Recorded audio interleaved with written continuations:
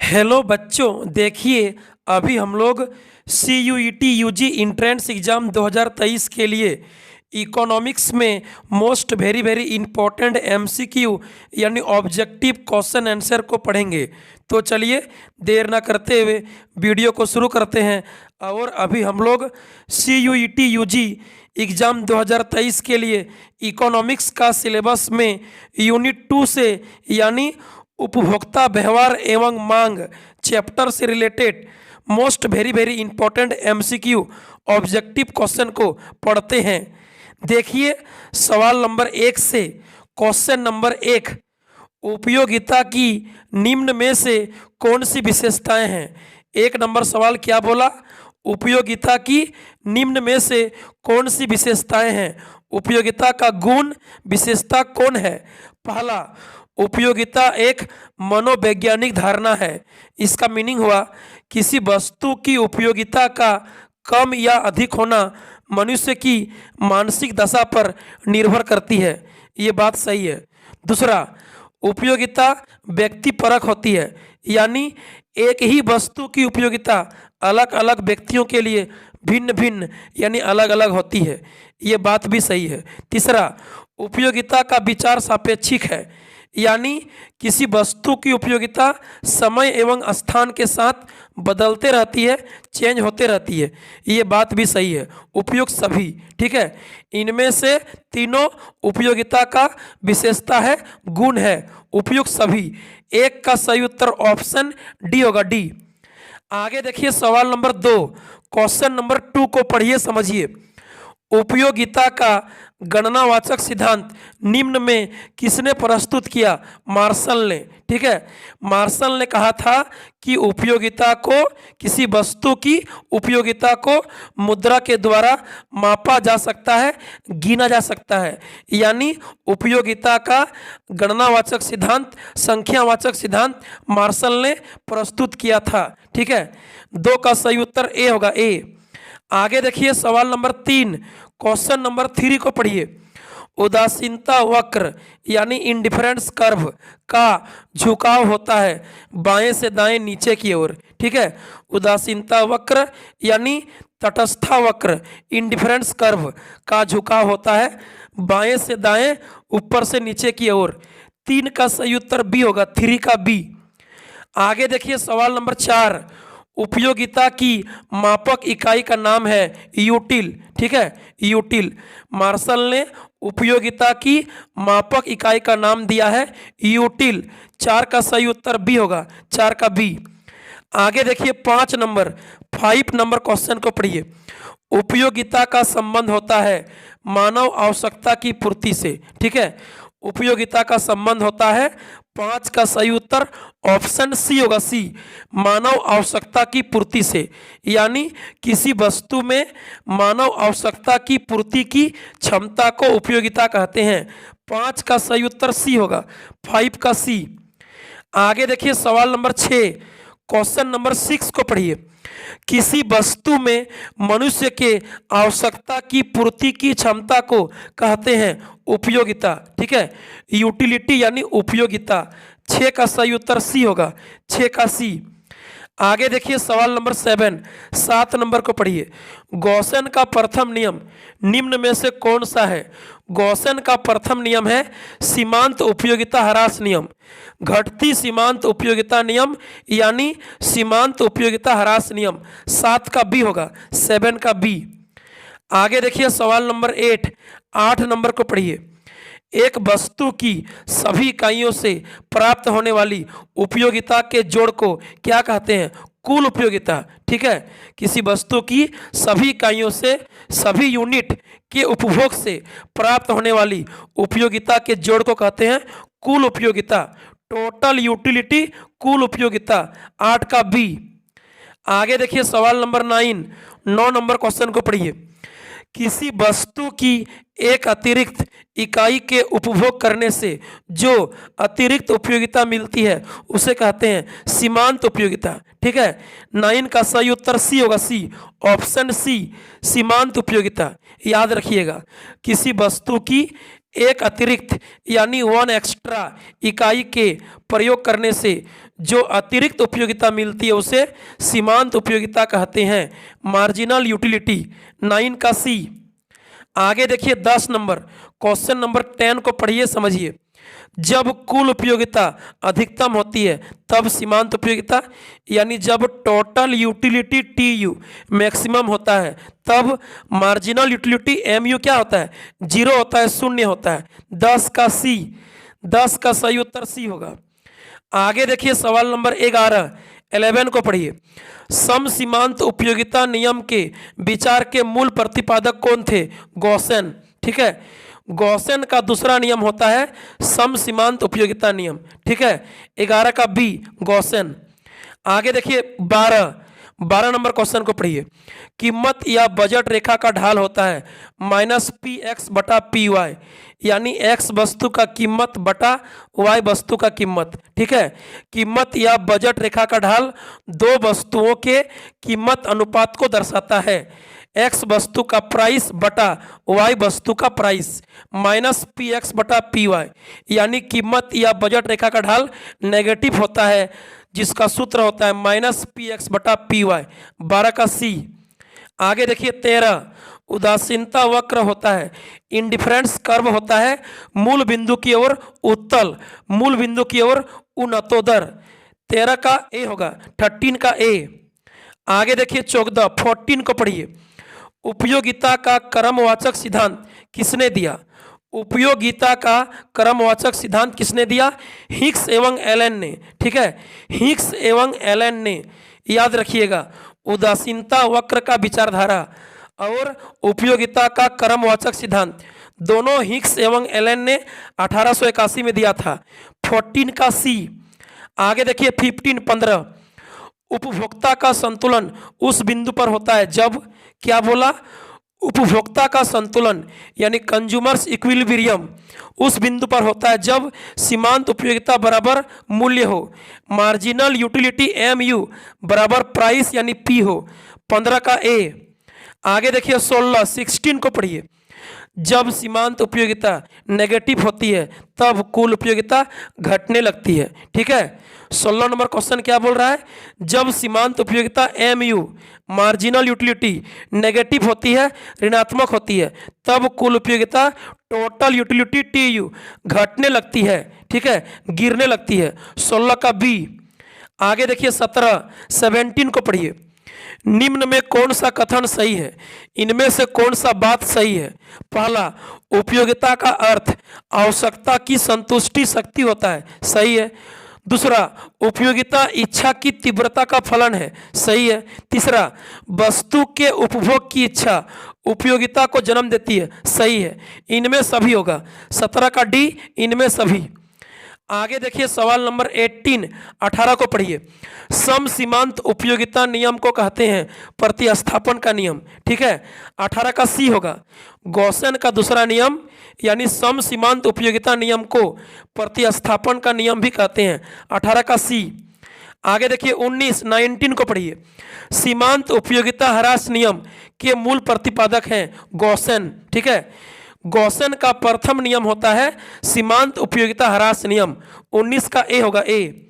आगे देखिए सवाल नंबर 20 को पढ़िए। उपयोगिता की सर्वाधिक संतुष्टि के लिए कौन सा कथन सही है? वस्तु की सीमांत उपयोगिता उसके मूल्य के समान होनी चाहिए। ठीक है, उपभोक्ता की सर्वाधिक संतुष्टि के लिए, उपभोक्ता संतुलन के लिए वस्तु की सीमांत उपयोगिता यानी मार्जिनल यूटिलिटी उसके मूल्य मतलब प्राइस के बराबर होना चाहिए। एमयू बराबर प्राइस। 20 का ए होगा, ए। आगे देखिए सवाल नंबर 21 को पढ़िए। मार्शल के अनुसार किसी वस्तु की उपयोगिता को मुद्रा में मापा जा सकता है, संख्यात्मक रूप में मापा जा सकता है। ए और सी होगा। 21 का सही उत्तर होगा ए और सी। मार्शल के अनुसार किसी वस्तु की उपयोगिता को मुद्रा में माप सकते हैं और संख्यात्मक रूप में भी माप सकते हैं, गिन सकते हैं। 21 का डी होगा, डी। ए और सी दोनों सही है। आगे देखिए सवाल नंबर 22 को यानी 22 को पढ़िए। जब कुल उपयोगिता यानी टोटल यूटिलिटी घटते हुए दर से बढ़ती है तब सीमांत उपयोगिता यानी मार्जिनल यूटिलिटी एमयू क्या होगा? घटती हुई धनात्मक होती है। ठीक है, जब कुल उपयोगिता घटते हुए दर से बढ़ती है तब सीमांत उपयोगिता क्या होगा, घटती हुई धनात्मक होगा, घटती हुई धनात्मक होती है। 22 का डी होगा, 22 का सही उत्तर ऑप्शन डी। आगे देखिए सवाल नंबर 23 को पढ़िए।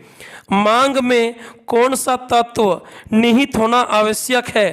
पहला, वस्तु की इच्छा, दूसरा, एक निश्चित मूल्य, तीसरा, साधन यानी पैसा व्यय करने की तत्परता। इनमें सभी होगा। ठीक है, इनमें सभी, ऑप्शन डी होगा, डी। किसी वस्तु की मांग के लिए इनमें सभी तत्वों का उपस्थित होना आवश्यक है। जैसे पहला, वस्तु को खरीदने की इच्छा, दूसरा, एक निश्चित मूल्य, तीसरा, साधन यानी पैसा को खर्च करने की तत्परता, मतलब तैयार। 23 का डी होगा, इनमें सभी। आगे देखिए सवाल नंबर 24 को पढ़िए। मांग वक्र की सामान्यतः ढाल होती है बाएं से दाएं नीचे की ओर। याद रखिएगा, मांग वक्र का ढाल बाएं से दाएं नीचे की ओर होती है। 24 का बी होगा, 24 का बी। आगे देखिए सवाल नंबर 25 को पढ़िए। किस प्रकार की वस्तुओं के मूल्य में कमी होने से मांग में वृद्धि नहीं होती है? अनिवार्य वस्तुओं में। ठीक है, अनिवार्य वस्तुओं में क्या होता है, वस्तुओं के मूल्य में कमी होने से मांग में वृद्धि नहीं होती है, क्योंकि अनिवार्य वस्तुओं पर मांग का नियम लागू नहीं होता है। इसीलिए अनिवार्य वस्तुओं का कीमत यानी मूल्य में कमी या वृद्धि होने पर मांग में कोई वृद्धि या कमी नहीं होती है, मतलब मांग में कोई विशेष प्रभाव नहीं पड़ता है। 25 का ए होगा, ए, अनिवार्य वस्तुओं के लिए। आगे देखिए सवाल नंबर 26 को पढ़िए। मांग को प्रभावित करने वाले तत्व निम्नलिखित में से कौन है? मांग को प्रभावित करने वाला कारक कौन है? वस्तु की कीमत है, आय में परिवर्तन है, उपभोक्ता की रुचि है। इनमें सभी होगा। ठीक है, यहाँ पर ए बी सी तीनों कारक किसी वस्तु की मांग को यानी खरीदारी को प्रभावित करता है। 26 का डी होगा, डी, इनमें सभी। आगे देखिए सवाल नंबर 27 को पढ़िए। ऐसी वस्तुएं जिनका एक दूसरे के बदले में प्रयोग किया जाता है कहलाती है स्थानापन्न वस्तुएं। ठीक है, ऐसी दो वस्तुएं जिनका एक दूसरे के स्थान पर प्रयोग करते हैं उसे स्थानापन्न वस्तुएं कहते हैं। जैसे चाय के बदले कॉफ़ी या कॉफ़ी के बदले चाय, और गुड़ के बदले चीनी या चीनी के बदले गुड़। ठीक है, जब दो वस्तुएं का प्रयोग एक दूसरे के बदले में करते हैं, एक दूसरे के स्थान में करते हैं, तो उसे स्थानापन्न वस्तुएं कहते हैं। 27 का बी होगा, बी। आगे देखिए सवाल नंबर 28 को पढ़िए। मांग का नियम है गुणात्मक कथन। याद रखिएगा, मांग का नियम है गुणात्मक कथन, यानी मांग का नियम किसी वस्तु की कीमत एवं मांग के बीच विपरीत संबंध को बताता है। यानी किसी वस्तु की कीमत के चलते मांग में परिवर्तन की दिशा को बताता है, यानी मांग का नियम एक गुणात्मक कथन है, गुणात्मक कथन। 28 का ए होगा, ए। आगे देखिए सवाल नंबर 29 को पढ़िए। सामान्य वस्तुओं के लिए मांग का नियम वस्तु की कीमत एवं वस्तु की मांग के बीच व्यक्त करता है विपरीत संबंध को। ठीक है, याद रखिएगा, सामान्य वस्तुओं में वस्तु की कीमत एवं मांग के बीच नेगेटिव संबंध होता है, विपरीत संबंध होता है। ठीक है, 29 का सी होगा, सी। आगे देखिए सवाल नंबर 30 को पढ़िए। सवाल नंबर 30 है, मांग में कमी के निम्नलिखित में कौन से कारण है? आय में कमी, हाँ। क्रेताओं की संख्या में कमी, हाँ। उपभोक्ता की रुचि में कमी, हाँ। इनमें सभी होगा, यानी ए बी सी तीनों में कमी होने के चलते मांग में कमी होता है। ठीक है, 30 का डी होगा, डी, इनमें सभी। आय में कमी होने से, क्रेताओं की संख्या में कमी होने से, उपभोक्ता की रुचि में कमी होने से वस्तु की मांग में कमी होती है। 30 का डी होगा, डी। आगे देखिए सवाल नंबर 31 को पढ़िए। 31 है, कॉफ़ी के मूल्य में वृद्धि होने से चाय की मांग बढ़ती है। ठीक है, जब बाजार में कॉफ़ी का कीमत बढ़ जाता है तो उसके स्थान पर चाय का डिमांड बढ़ जाता है। 31 का ए होगा ए, कॉफ़ी के मूल्य में वृद्धि होने से चाय का खरीदारी, चाय का मांग बढ़ेगा। ठीक है, क्योंकि दोनों स्थानापन्न वस्तुएं हैं। स्थानापन्न वस्तुओं में क्या होता है, एक का कीमत बढ़ने से उसके स्थान पर दूसरा वस्तु का प्रयोग होने लगता है, तो कॉफ़ी का दाम बढ़ने से चाय का मांग बढ़ने लगेगा। 31 का ए। आगे देखिए 32 को पढ़िए। मांग में संकुचन तब होता है जब कीमत बढ़ती है और मांग घटती है। ठीक है, यानी जब कीमत के चलते मांग में कमी होता है तो बोलेंगे मांग में संकुचन। ठीक है, यानी कीमत बढ़ने से जब मांग घटता है तो उसे मांग में संकुचन कहते हैं। 32 का ए होगा ए। आगे देखिए सवाल नंबर 33 को पढ़िए। मांग में परिवर्तन का कौन सा कारण है? उपभोक्ता की आय में परिवर्तन, हाँ। संबंधित वस्तुओं की कीमतों में परिवर्तन, हाँ। जनसंख्या वृद्धि, हाँ। इनमें सभी होगा। ठीक है, यहाँ पर ए बी सी तीनों ऑप्शन मांग में परिवर्तन का कारण है। 33 का डी होगा डी, इनमें सभी। आगे देखिए सवाल नंबर 34 को पढ़िए। निम्नलिखित में से किसके परिवर्तन से मांग में परिवर्तन नहीं होता है? पहला, मूल्य में परिवर्तन। दूसरा, आय में परिवर्तन। तीसरा, रुचि तथा फैशन में परिवर्तन। देखिए ए बी सी तीनों कारक में परिवर्तन होने से मांग में परिवर्तन होता है, लेकिन क्वेश्चन दिया है कि किसके परिवर्तन से मांग में परिवर्तन नहीं होता है, तो आंसर होगा इनमें से कोई नहीं। ठीक है, इनमें से कोई नहीं।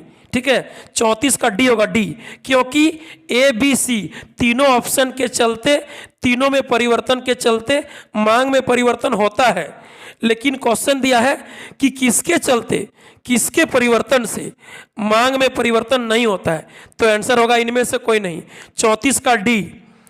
आगे देखिए सवाल नंबर 35 मूल्य वृद्धि होने से गिफिन वस्तुओं की मांग, क्या बोला? मूल्य वृद्धि से गिफिन वस्तुओं की मांग बढ़ जाती है। ठीक है, गिफिन वस्तुओं पर मांग का नियम लागू नहीं होता है, इसीलिए कीमत एवं मांग के बीच पॉजिटिव संबंध पाया जाता है। मतलब गिफिन वस्तु का मूल्य बढ़ेगा तो उसका मांग बढ़ जाएगा। 35 का ए होगा ए। आगे देखिए सवाल नंबर 36 को पढ़िए। किसी सामान्य वस्तु के मांग वक्र की ढाल होती है, यानी सामान्य वस्तु के लिए कीमत मांग के बीच क्या संबंध होता है? नेगेटिव होता है, ऋणात्मक होता है। याद रखिएगा, सामान्य वस्तु के लिए मांग वक्र का ढाल मतलब कीमत एवं मांग के बीच संबंध होता है नेगेटिव। 36 का ए होगा ए। आगे देखिए सवाल नंबर 37 को पढ़िए।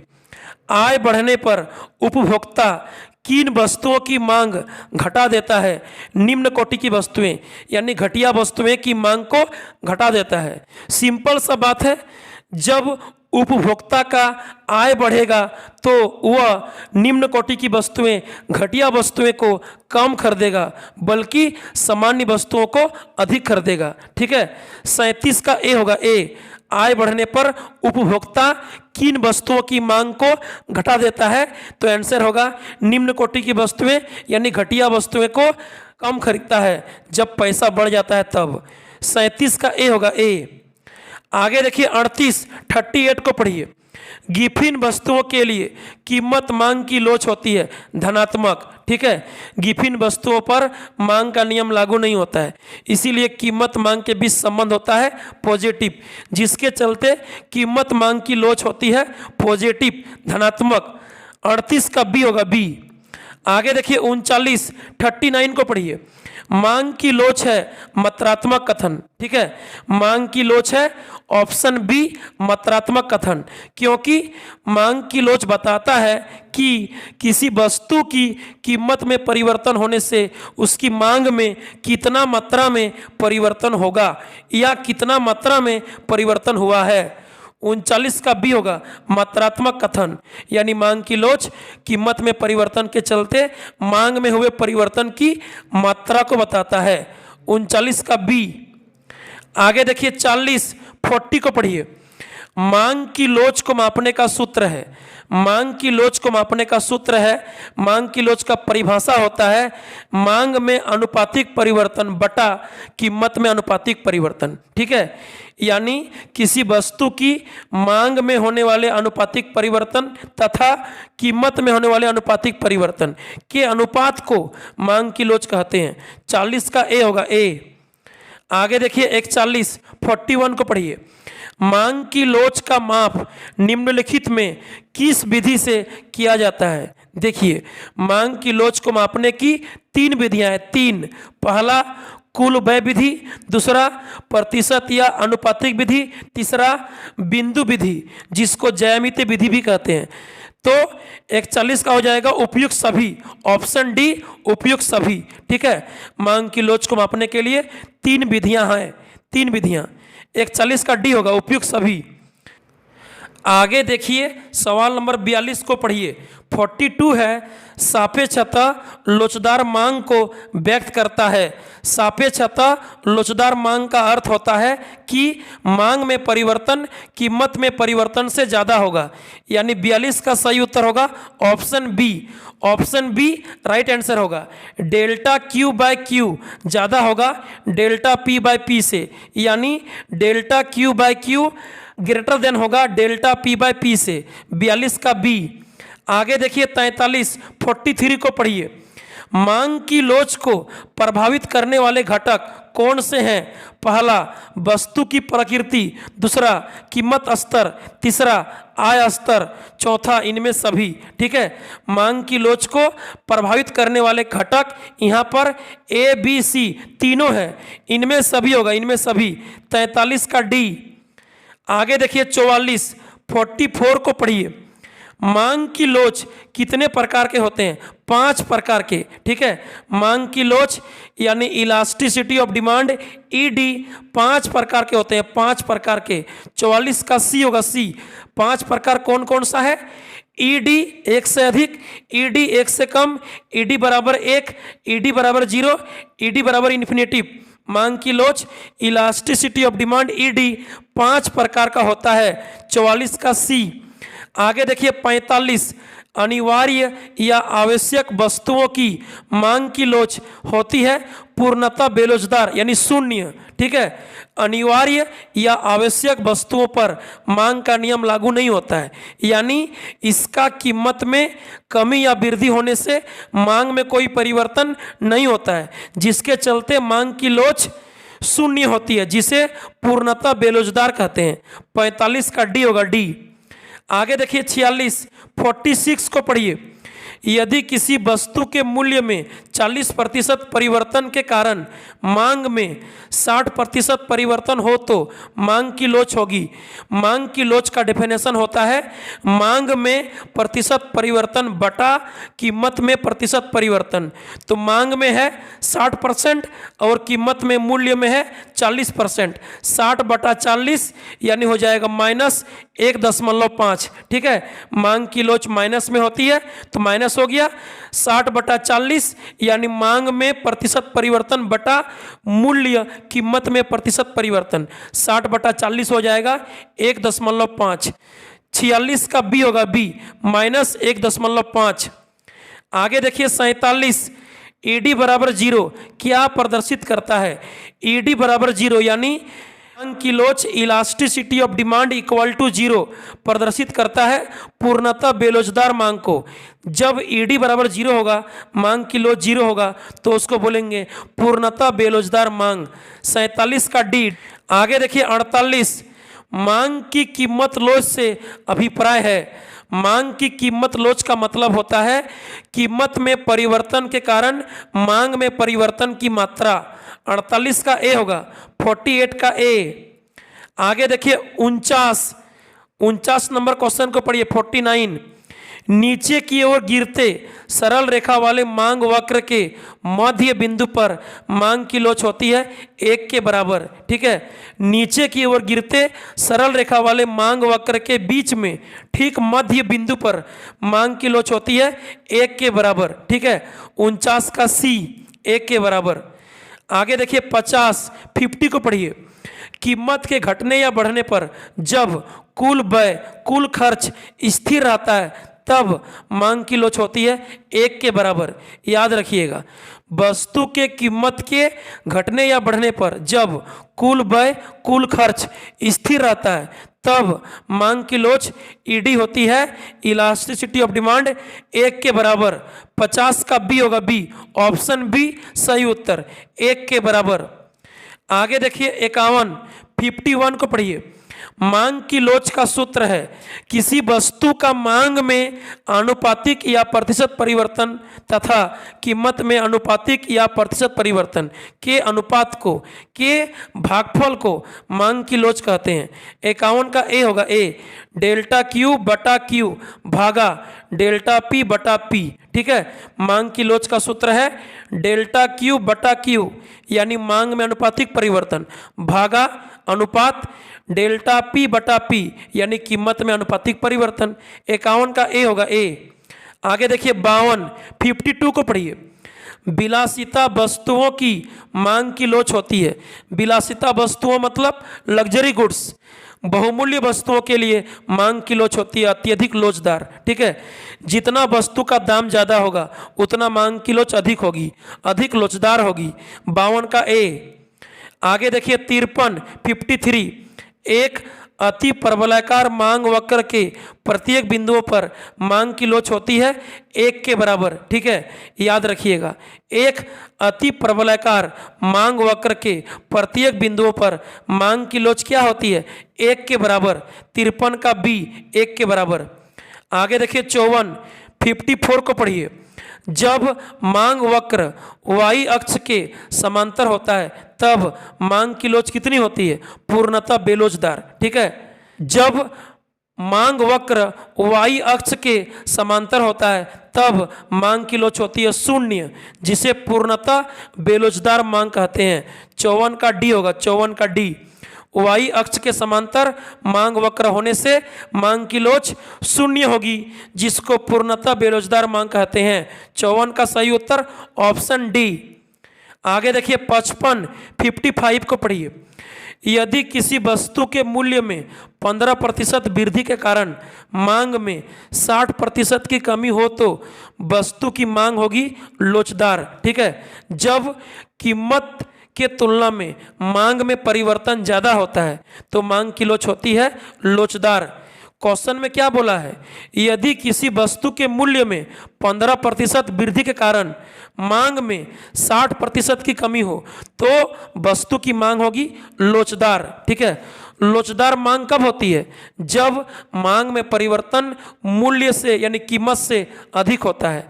क्वेश्चन में मूल्य में है 15% वृद्धि और मांग में है 60% कमी, यानी मांग में परिवर्तन कीमत से ज़्यादा है, इसीलिए वस्तु की मांग लोचदार होगी।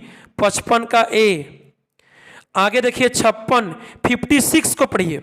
जब मांग वक्र x अक्ष के समांतर होता है तब मांग की लोच कितनी होती है, जब मांग वक्र x अक्ष के पैरेलल होता है, x अक्ष के समांतर होता है मांग वक्र, तब मांग की लोच होती है पूर्णतः लोचदार यानी इन्फिनेटिव। ठीक है, पूर्णतः लोचदार यानी ईडी बराबर इन्फिनेटिव। 56 का सी होगा, सी।